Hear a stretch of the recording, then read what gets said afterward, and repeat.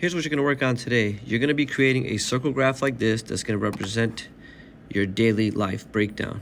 So you're going to get a worksheet that has a table, and you're going to fill in some numbers here.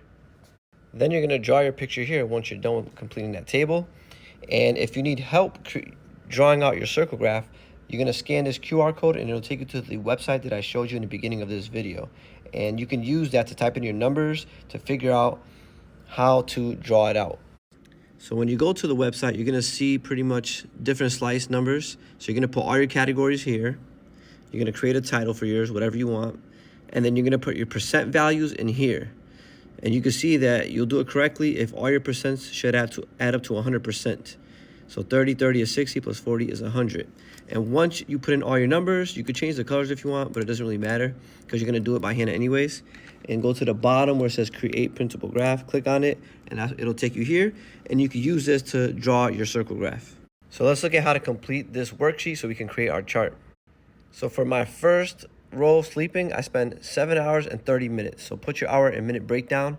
I would probably just round it to the nearest hour and half hour to keep it simple. But I have 7 hours and 30 minutes. The next column is minutes. So I want to change my hours into minutes. So all my numbers want minutes. So since this is already minutes, I have to just change this one. So there's 60 minutes in an hour. So take your hours, multiply by 60 minutes. And you can see here I get 420 minutes. And then before I put my answer, I have to do a little bit of math here. So remember, you have to change your hours into minutes. And I did that by multiplying my hours times 60. And you can see here I get 420 minutes. So my 7 hours is the same as 420 minutes. Then I got to add that to the 30 minutes. So 420 plus 30 gives me a total of 450 minutes that I would put here. So 450 minutes. So 7 hours, 30 minutes is the same thing as 450 minutes. In the next column, they want you to convert your minutes into a decimal. To convert my minutes into a decimal, I just take the number of minutes, 450, and you're going to divide it by 60 because there's 60 minutes in an hour. And when I divide that, I'm going to get 7.5.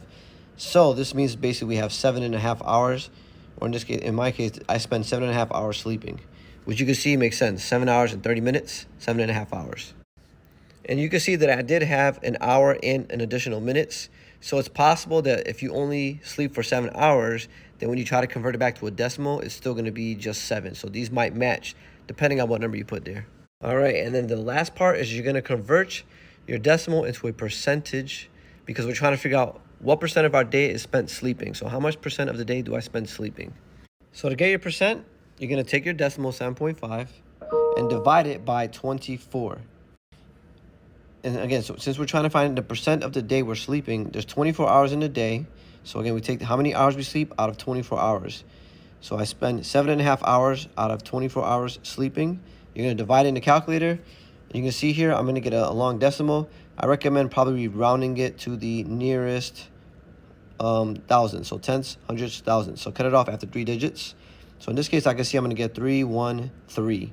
So that's rounded, 0.313.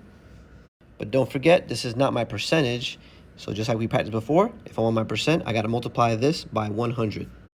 So you can see here, my decimal times 100, I get 31.3%. So I put that answer into this column here, 31.3%. And then you're going to repeat that for the rest of the table. And then once you finish completing all your percentages, at the end, you're going to add them all up, and you should get a total of 100. If you're off by a little bit, just make any adjustments you need, like add up 1/10 here if needed, just so that we do end up adding up to 100. And that's when we're going to go create our circle graph. And don't forget, if you need help figuring out how to create your percentages, like how big the slices should be, you're going to scan this code, and it'll take you to the website, which looks like this right here. Put in your categories, your percentages.